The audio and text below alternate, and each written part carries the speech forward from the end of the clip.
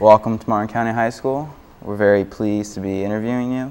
And could you start off by just telling us about yourself, where you're from, and how you got started in the military?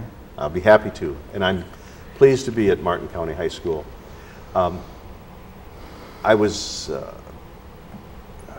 in college in the early 1960s when the Vietnam War started to really escalate. And by the time I graduated in 1965, the war was going at full bore. And it was clear that I had a choice of being drafted and going into the Army, or I was proactively join a branch of the service that would be my choice and go from there. I decided on the Marine Corps basically because I had some friends that were in the Marine Corps, and they told me what a good outfit it was. And I was also a history major, and so I had really read a lot about the wars that had preceded Vietnam, World War II particularly, but also Korea and World War I. And the Marines really stood out as one of the premier, if not the, well, I would say one of, the premier fighting force, and I wanted to be on the first team. So I joined the Marine Corps and was selected to go to Officer Candidate School in Quantico, Virginia. And that was a course of 10 weeks. And at the end of the 10-week period, you're commissioned and then go to the basic school also in Quantico, which is a 9-month course. From there, I was deployed with the 2nd Marine Division, went to Cuba, where we provided base security for the naval base in Cuba. And I'm getting ahead of the story, but that was really the start of my Marine Corps experience. But it was basically a time where you really had very little choice. There were the young people that would go to Canada to keep from going. They would have a lot of knee injuries or back injuries that were suspect, I should say, to try to stay out of the service. But I was naive enough that I thought I really should go, and in fact wanted to go, and felt it was really my duty to serve, and I felt it was the honorable thing to do, and I'm glad I did. Now, if I were going into the Marines, what should I expect training-wise and all that stuff? Well, I can't speak with any real authority as to what the Marines do now. I know that their training is a lot better and more intense than the training that was given to us in our generation. They've continued to refine and continued to improve.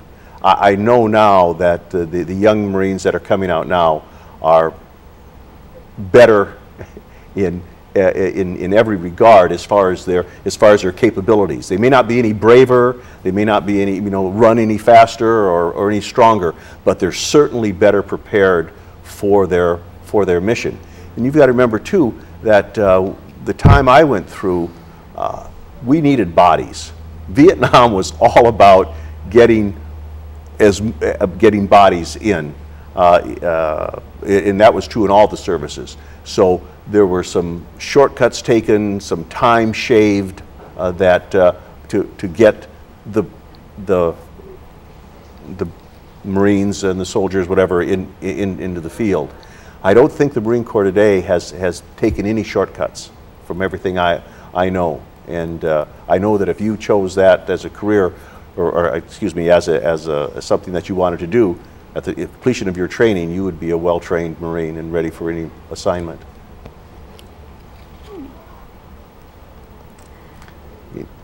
How did you become an officer? Well, the first requirement is to have a college degree. So in order to be eligible to go to officer school, you have to have a bachelor's degree. And and simply said that the 4 years of education So, and 4 more years of maturity would put you in a better position to be a leader, to be in charge of young Marines that were in fact younger than you and hadn't been to college. But that was the first requirement. Then there's other requirements as far as physical, and they required you to have a little bit of smarts. But was there ever a time that you wanted to leave the Marines and go home? Oh yes, sure.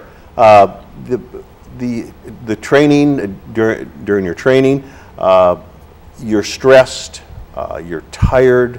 The whole idea is to make it very difficult, and so you will rise to those challenges and to toughen and prepare. But there are certainly times that I think everyone thought, I've made a dreadful mistake, but in fact, though, you would ask that question, the dropout rate was about, in my numbers, I know in the unit that I went through, it was about 40%. So about 4 out of every 10 did choose to drop out. But now, if you were to do that today, you would simply go back to civilian life, I believe. In those years, you went down to Parris Island and you became an enlisted Marine. You did not get to go home to mom or to your sweetheart. You made an obligation and you were going to fulfill that obligation. So your choice was to stay, go through the officer training, receive your commission, or get on a bus, go to Parris Island, where the enlisted men were trained, and you would be you would finish your training as a private. So there was a real incentive to stay with it. Was it hard for you to adjust to the food and like the lack of social life maybe that you had back home?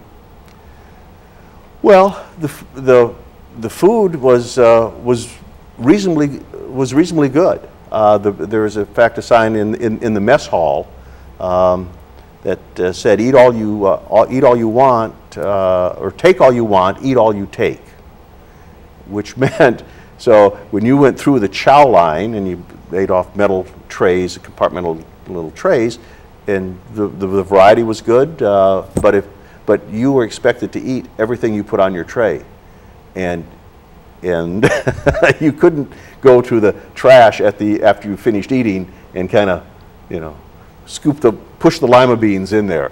You ate every bean that was on your plate. But and the social life, you were so busy from early morning to at night that the thought of any social life really wasn't something that entered your mind, because you were busy 18 hours a day. Where were you deployed to?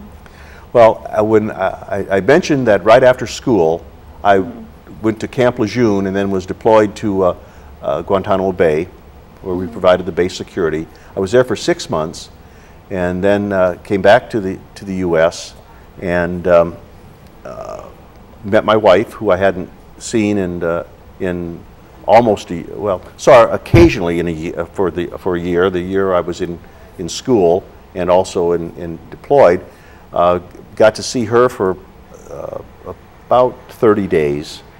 And we traveled across the country to San Francisco, and from San Francisco then to Vietnam, with a short stop in Okinawa for a few days, and then deployed. Went into Vietnam in Da Nang, which was in the northern part of Vietnam, and Vietnam, for reasons that to keep everything in order. The Marines were in I Corps, the 1st Marine Division and the 3rd Marine Division. The 1st Corps, the top of the country. I point up because it was at the top of the map. And in Da Nang, and joined the 1st Marine Division. And I was very fortunate that the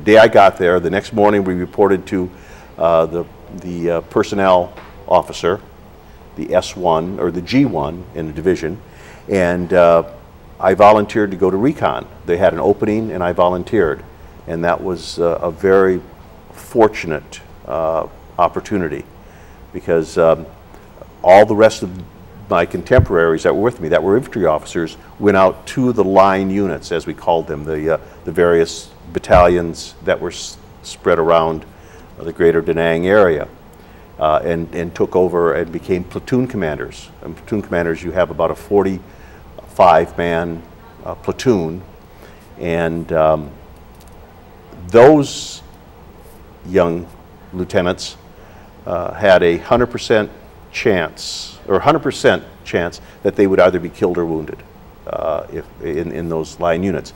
In recon, our casualty rate was dramatically less, because we did not have to operate in the rice paddies with the ambushes, the booby traps, as we call them. They call them IEDs now, the improvised explosive devices. In Vietnam, we called them booby traps, but the same effect. Walking down a small trail, explosion, no enemy in sight, but casualties. And once again, moving through ambushes from hidden areas, hit and run, mortars, machine guns, whatever, brief contact, enemy disappears, and casualties. And so the casualty rates were just, by any standard, were with modern standards of what we looked back in Iraq, where the casualties have certainly been awful and devastating to the families. 4,500 killed in virtually the same time we were in Vietnam, where we had 58,000 killed. It certainly pales from World War II, where there were 600,000 killed, but nonetheless a significant casualty rate. In recon, we operated in small teams, we called them, and they were basically, we generally had 6 men, and we would do what was called inserts, and let me just describe, if I may, how that worked. The team received an assignment, and you patrolled to patrol a certain area, and we patrolled outside of the of where the division was located. Okay, and so the division had their various battalion, regimental headquarters, and in the more populated areas. Recon was to provide characterized as the eyes and ears of the division. So we operated in small teams well out into the jungle and into the mountains. Vietnam, as you may know, has a coastal plain where most of the population lives, rice farming, and the villages. And then the mountains rise rather dramatically and the mountains go right to the borders of Laos and Cambodia. And we operated in those mountains. And I can certainly describe in all the detail you would want or you would care to how you conducted the patrols, what we did, if that's an interest.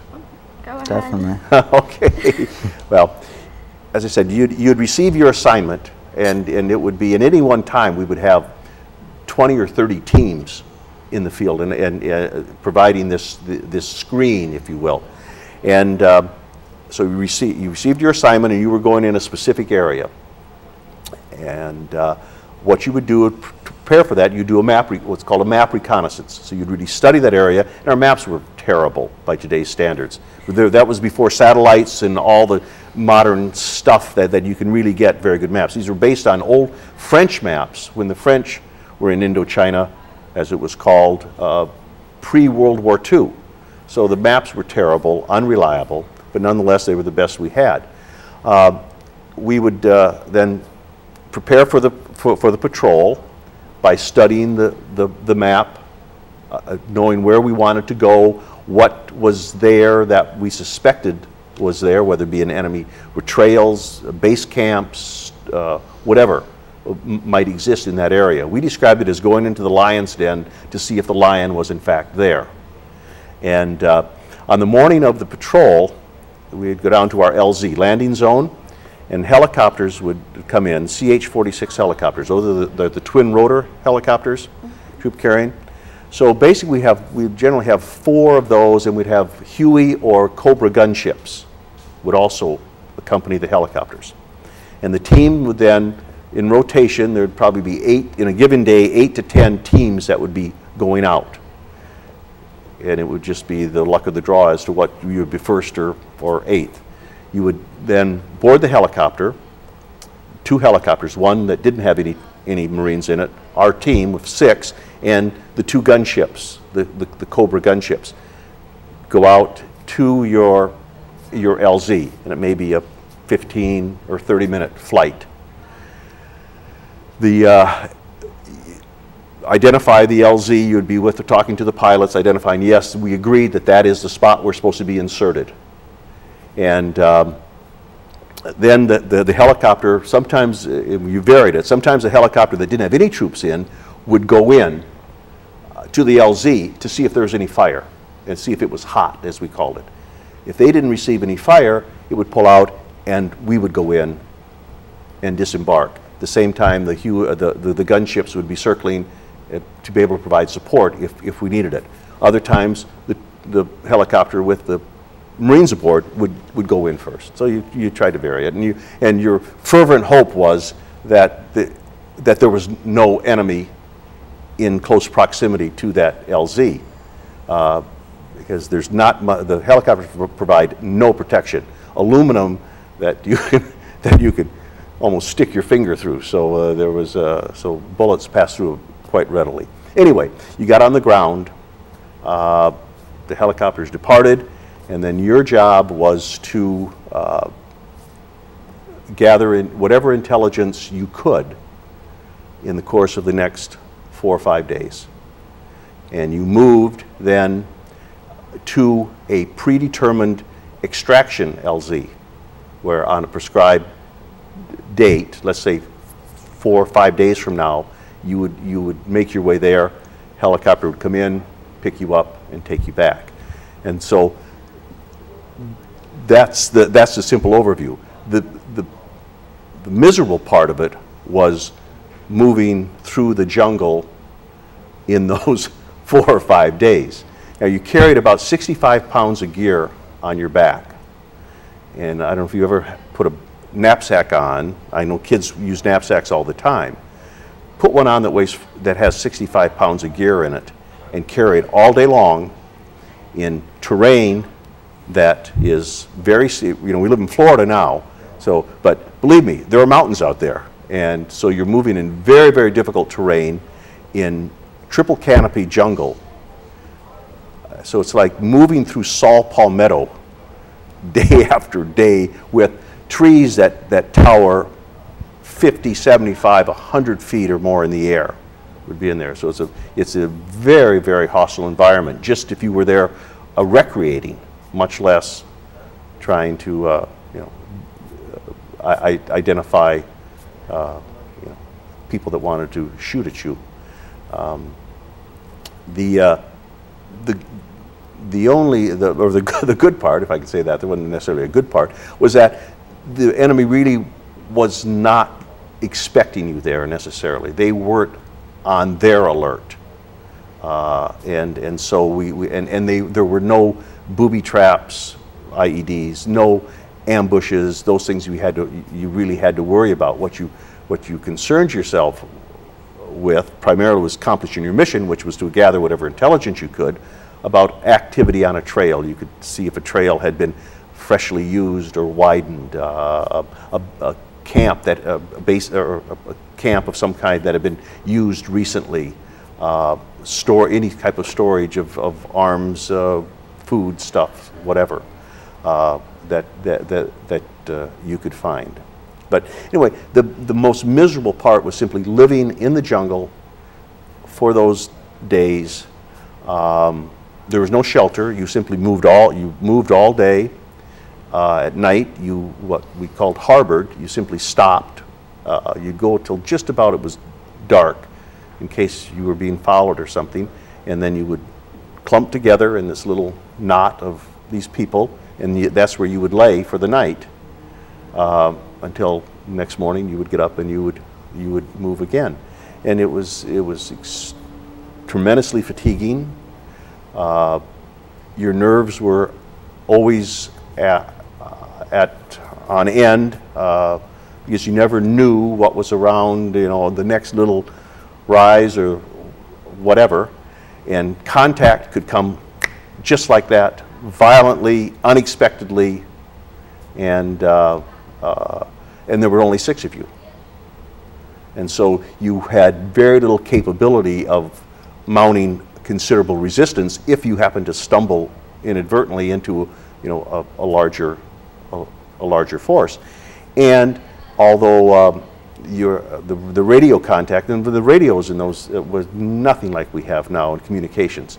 We carried a radio that was very heavy. The battery itself weighed probably 5 pounds at least, and you couldn't always get good reception. So there were times where you simply were not in contact, which was, once again, caused you even to have greater anxiety because you really needed that. That was your only lifeline back, was via the radio. And if you needed help, then you needed your radio to work so help could arrive, and help would arrive in the form of air cover that would provide air support for you, and they also kept reaction teams that could come in and augment the 6 men if it did come to that. I've gone on too long, so anyway, sorry. What was your most memorable assignment? My most memorable assignment? Well, I guess the one that I remember the most was we were on patrol. We'd found an enemy camp, and it was not occupied, but we were on a high ridge line, and it dropped off. Certainly 500 to more feet, very, very steep, down to a little river valley. So we came in and we found this large base camp, and it was amazing because the jungle had really hidden it. But but we found it very late in the day. So we looked it over, and obviously no one was occupying. We then harbored, as we call it. We stopped right at a very narrow point. The next morning we got up, and it was clear, although the map didn't show it, there was no way we could continue the mission. We now had to backtrack, which we didn't want to do. Once you didn't want to go back from whence you came in case you were being followed, and it was just not something that you really wanted to do. But we had no choice. So as we were leaving early in the morning, we started to turn back to where we could go and to find an LZ to be extracted.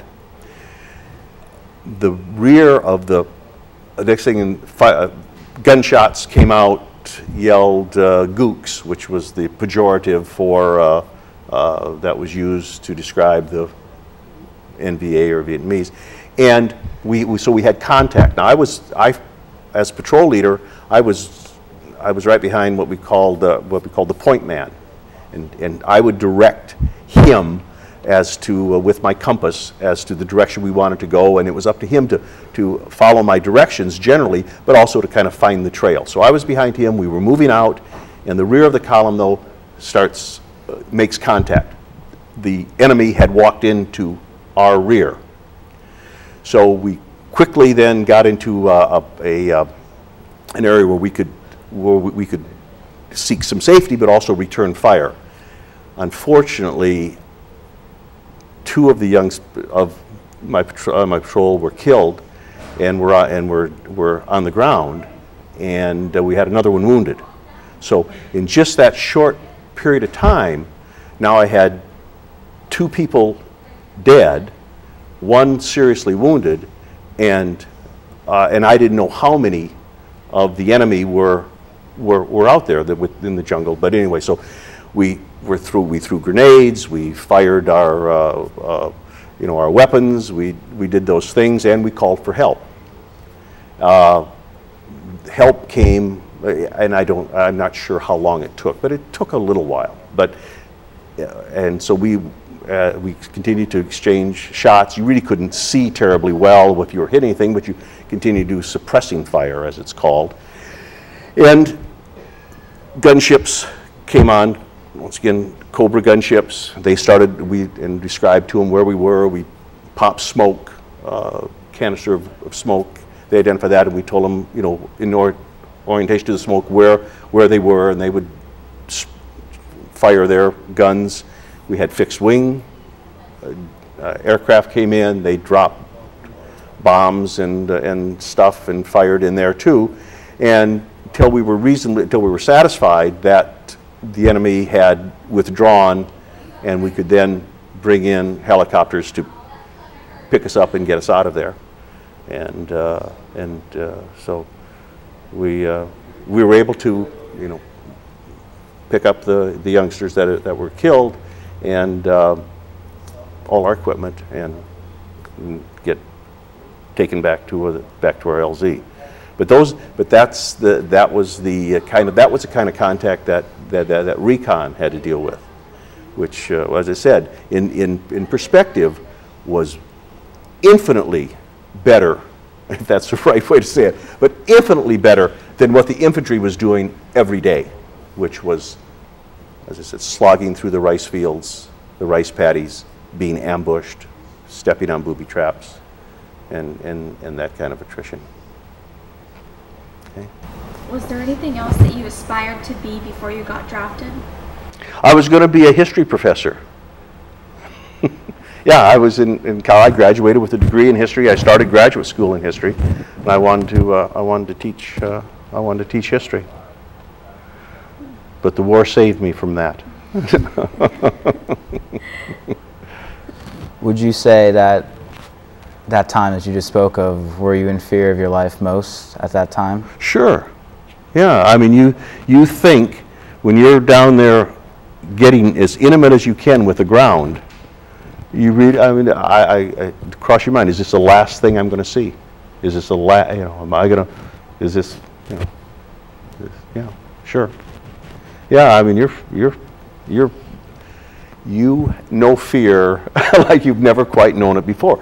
But the training and the fact that you're the lieutenant, your men are looking to you to know what to do and to do the right thing. And that's a real incentive, that somehow or other it causes you to muster the courage to do what needs to be done. And you can credit the Marine Corps training for that, and the Marine Corps tradition for that. That you take care of your men, you know, and they look to you. They said the time that they say, "What now, Lieutenant?" Well, you need to be able to tell them what now. So. While you were over there, did you feel like you were prepared enough during training? You know, that's really a good question. I don't know that you ever feel that you're prepared enough. You know, you always wish that you were better. I think I always wish that I you know, was. You always wish you were a little smarter, a little braver, you know, but I certainly had confidence that in the young Marines that I had with me, that I knew that they were trying their best, and I certainly had confidence that in the support. The people I admired tremendously were the pilots, the helicopter pilots. Now it was scary. It was damn scary to be in that helicopter going into that LZ, the landing zone, to start the patrol, because you didn't know. You just simply didn't know who they could be sitting there waiting for you. Or someone you just didn't know.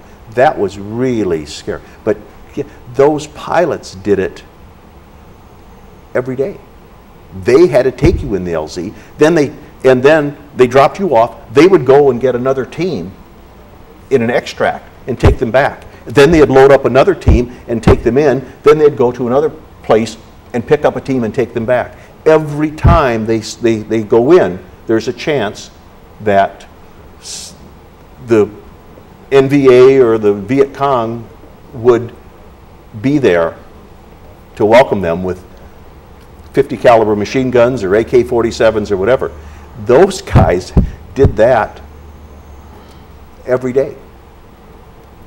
I mean, that really, and they'd come back to the LZ and they would look at their helicopter. They'd come out of a hot zone, they'd get shot at. You go in there and the shooting starts so you can't land, they pull away.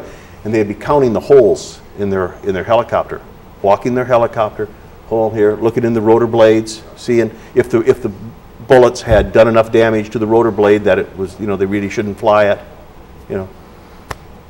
And they're sitting in front with plexiglass bubble.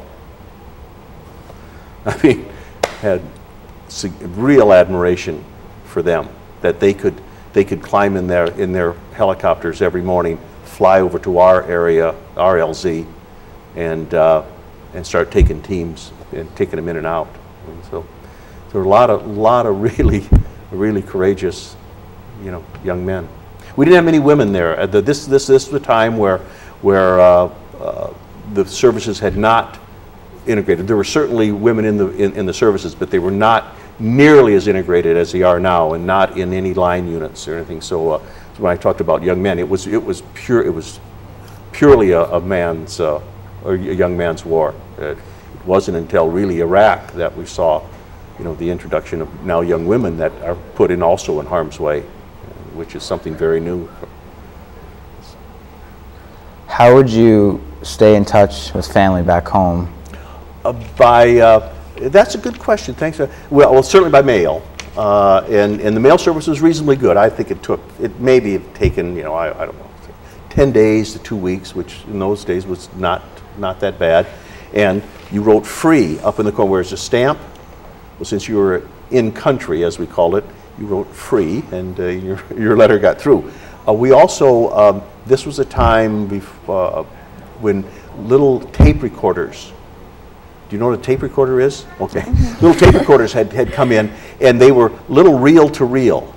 So you know how little cassette tapes? Mm-hmm. Well, this is before cassette tapes. This was a little spool and of tape recorders. So my wife and I exchanged these tapes, and so I would record a tape to her, mail it, and then she would record over it and send it back. And we had more than one going, but so we stayed in touch that way. You also got R&R. And you got 1 week of was rest and recreation, or whatever it stood for, and so I was able to meet my wife in Hawaii for a week, halfway through my tour. Was here then, but there was no telephone contact. Simply, there wasn't the satellites available. That is kind of funny you asked that. When I was in Cuba, I could talk to her by using what was called Mars, shortwave. Does that mean anything to you? A Mars station. Anyway, it's shortwave radio. So what you would do is you would go to the Mars station and you would talk, but you couldn't actually talk to your wife or your friend. You would talk to a ham radio operator who would talk to another ham radio operator if need be, and they would relay back. So I'm fine. How are you? And then they'd come back. She's fine. How are you? So it was kind of silly, but it was contact. And but there was not, from Vietnam, there wasn't that opportunity. So the tapes and the letters, and then of course the R&R that we were able to take. When you got home, did you stay in contact with any of your people that you worked with over in Vietnam? Early on, but we got scattered to all different units. A lot of guys got out, and as I mentioned, unlike now in the Iraq deployments or Afghanistan, we deploy as a unit and come home as a unit. We deployed individually, and the unit stayed in Vietnam.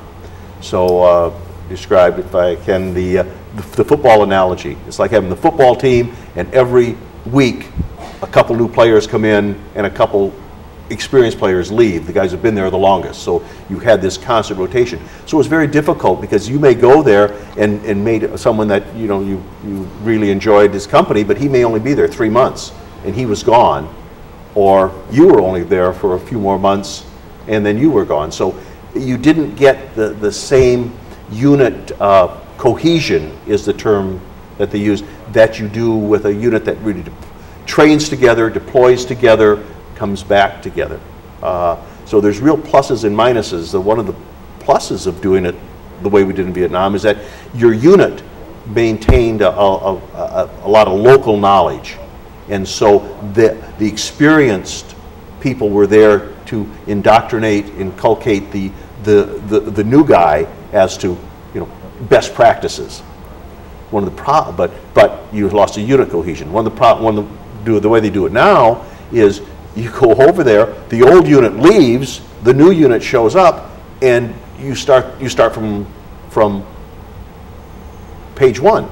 So they describe the Vietnam War as 8 years of one-year wars, because the new unit comes in, and it was it's a real problem in building, particularly when you're trying to develop a relationship with the locals.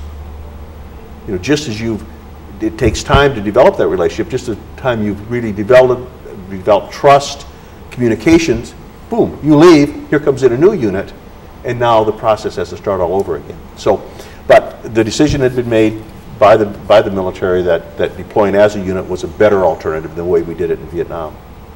But, so to answer your question, I'm sorry, is no, I really didn't. Now, where I did maintain relationships to this day with other Marines was the time I spent in Hawaii when I was I had a rifle company. I was company commander of Echo Company, 2nd Battalion, 3rd Marines, and we stayed together for an extended period of time. Well, that's when you build the friendships and long-term relationships. And so I stay in contact with several of those guys, and I still consider them some of my best friends.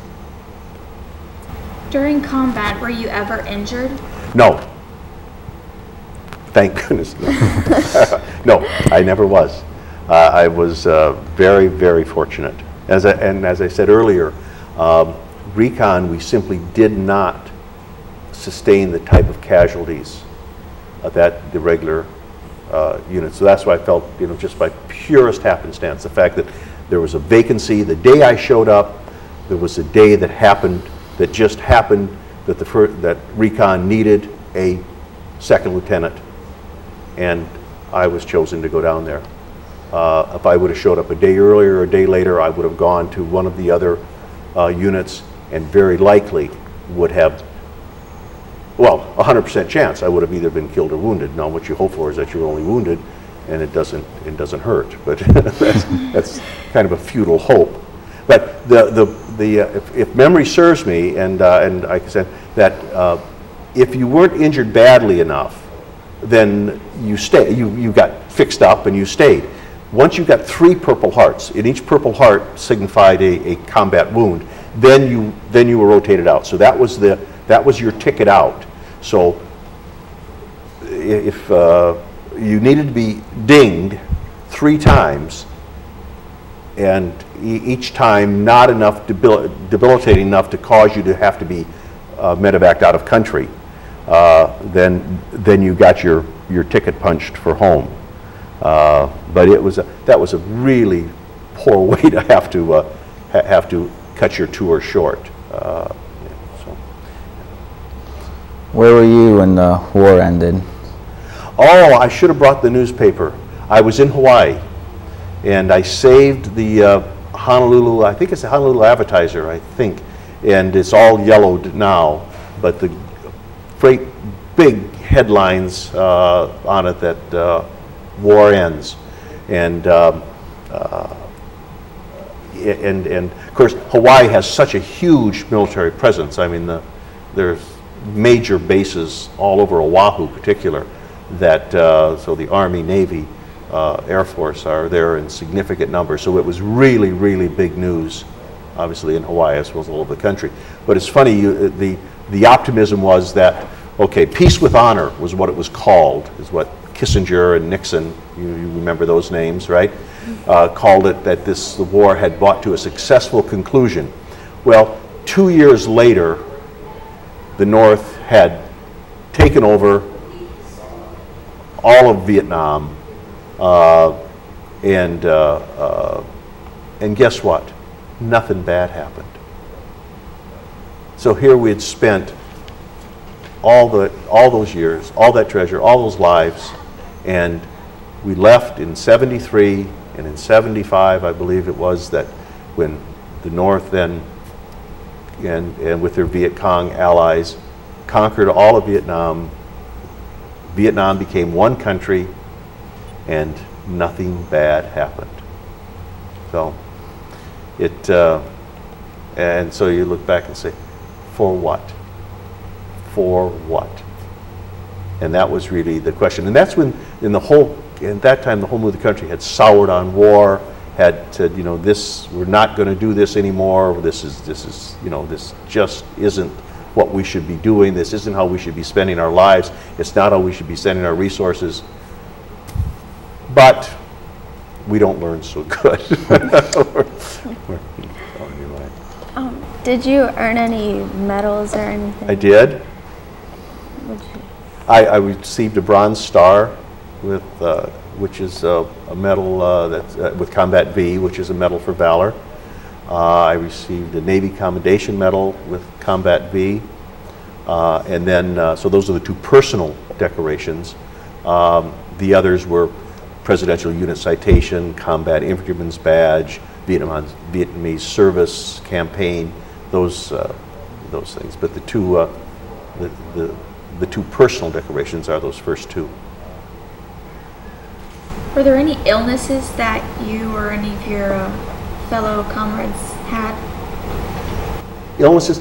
Well, yeah, Vietnam is a real hostile place. Imagine the hottest day in Florida. Okay, now add 10 degrees to that, and that's Vietnam.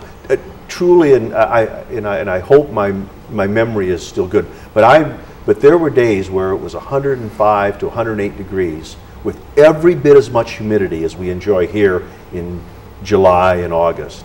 So just brutally hot. No thought of air conditioning. I mean, we lived pretty good. So don't get me wrong. We weren't. Once again, I was very lucky to be in Recon, because our base camp was right at the foot of the hill or the mountain that division headquarters was, and so we had a little base camp area. We had hooches that we called them. They were buildings that were rectangular buildings, tin roofs, all screen, and the bottom had one panel of plywood, and up on stilts, and that's where we lived in those.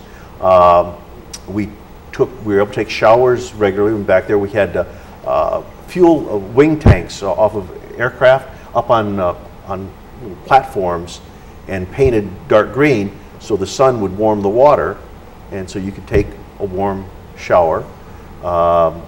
We had good food.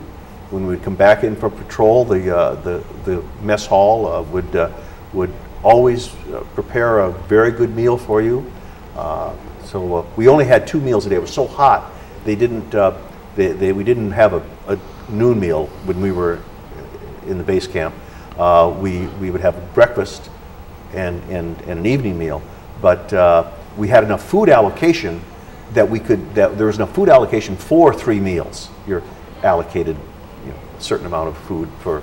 So we would have very good meals both in the morning and evening. I didn't mention what we ate when we were on patrol. Something that was very new at that time. It was the little freeze-dried rations. We call them long rats, and you would reconstitute them by adding water to them, and they were such an improvement over the little metal cans.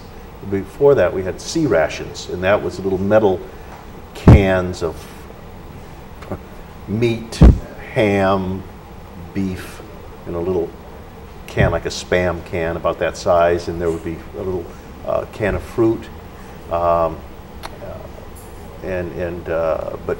the freeze-dried rations were much better, and that's what we would carry in the field with us because they were very light. They only weighed, I remember the weight, about 4 3/4 ounces.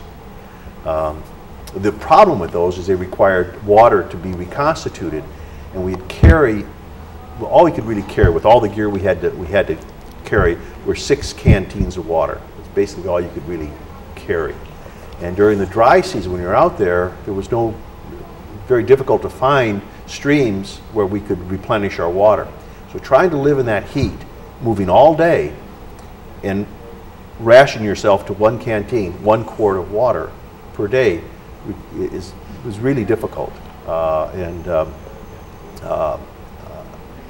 particularly if your evening meal, you only ate once, and your evening meal was this little but it required half a canteen just to get enough moisture in it that you could eat it. So that left you half a canteen for drinking for that day. So, you know, that was difficult. I'm not sure what your question was anymore. I get off on a tangent, so forgive me. But anyway, but yeah, the food was okay. If you like powdered eggs, I can't eat eggs to this day because the powdered eggs, these were, I don't know what the hell they were, but they were powdered eggs, and they were terrible.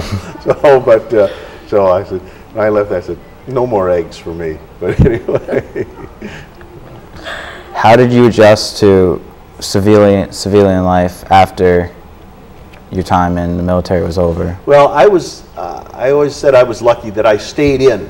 Well, the guys that had trouble adjusting, it seems, got out immediately coming back from Vietnam. They landed, got their discharge papers, and within a day or two or so, they were civilians. And so they just kind of crashed. I stayed in the Marine Corps until almost 74, when I came back in the middle of '69. So I had I call it a decompression period. All my peers had been to Vietnam. Many of them had suffered far greater hardship than I had. You know, not that you compared it, but it was just something that was accepted. It was no big deal. I had some of my senior non-commissioned officers, my sergeants and stuff, they had served in Korea. They had served 2 tours in Vietnam. These guys, I had, you know, and a lot of the senior officers, they had served in World War II, and Korea, and Vietnam. So you had no time to feel sorry for yourself. You had no time to feel that you were an exception and that you had somehow been dealt a lousy hand. It was just, you know, that's just the way it was. So when I decided to resign my commission and get out, you know, I didn't have any big issues that I had to deal with, or, you know, feel that it was that I had done something that was extraordinary, because I hadn't, and everyone I knew for a number of years had done at least as much as I had or more. When you got home, did your lifestyle change at all, like significantly, or like? Lifestyle? Mm-hmm. Well, I guess it was an adjustment at first to have because to have all the benefits that you have in the service, the free medical, free dental, a PX system where you're buying things you know, at a very good price, better than Costco, and a commissary was where was what they called the grocery store, where prices were certainly much better. I remember in Hawaii. Hawaii was a very expensive place to live in relationship to the U.S. in those times. But a 6-pack of, you could buy a 6-pack of Primo beer. I know you young people don't drink beer, but a 6-pack of Primo beer, which is the local beer in Hawaii, was 85 cents. Coca-Cola, 6-pack of Coca-Cola was $1. Do I buy a 6-pack of Coke, a 6-pack of Primo? Anyway, so the adjustments of that, and also I was a captain at that time, and when I would come to my office in the morning, everyone would stand up and say, "Good morning, sir." They don't do that in civilian life, you know, so it was, but no, it wasn't a terribly hard transition. But I did miss the Marine Corps, and I stayed in the reserve. So I resigned what's called a regular commission, accepted a reserve commission, which doesn't mean a whole lot. But I stayed in the reserve then for, I think, a little over 3 years until the job commitments and moving didn't allow me to do that any longer. So I would go like the National Guard does, their reserve units here. I would go for 1 weekend a month. We would do our training, and then 2 weeks in the summer we would do our training. So I stayed. So I did stay in the Marine Corps a little bit beyond when I officially got out of active duty. When most people left the Marines and you stayed, why'd you choose to stay? Why didn't I stay? Yeah, why did you choose to stay? That's another good question. I was, when I left Vietnam, I was assigned to 29 Palms, California, which is an awful place. It's out in the middle of the high desert, they call it. And if you ever lived in the desert, some people like it, I didn't. And anyway, but I was assigned there, and I worked for some really good guys. And I mean, one was a general, and okay. And anyway, they had encouraged me to stay, so I did. It was a decision I wanted to make and felt good about making. I enjoyed it.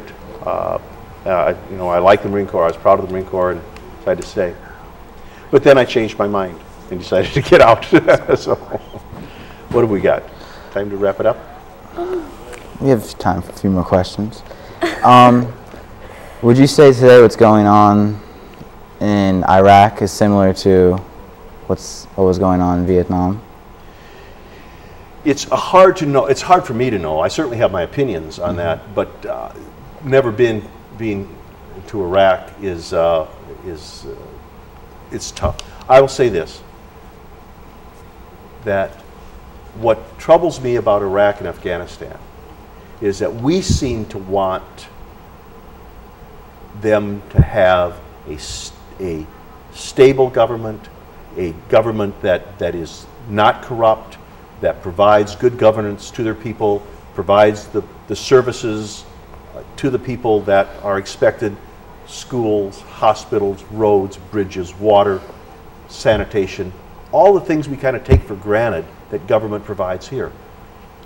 It seems to me that we wanted that more than they wanted that. And it just, I don't see how it works.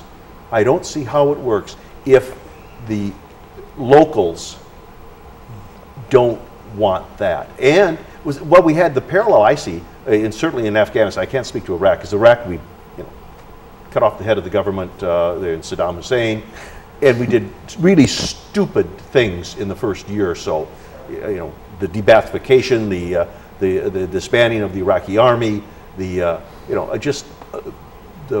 really, really dumb things that were done under a guy named Paul Bremer.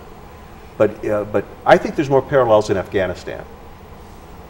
A backward country, never had a strong central government, so there's no real loyalty to the government. Tremendously corrupt government. The Saigon government was absolutely corrupt, cared only about themselves and their family, just like Karzai in Afghanistan. So I see more parallels there.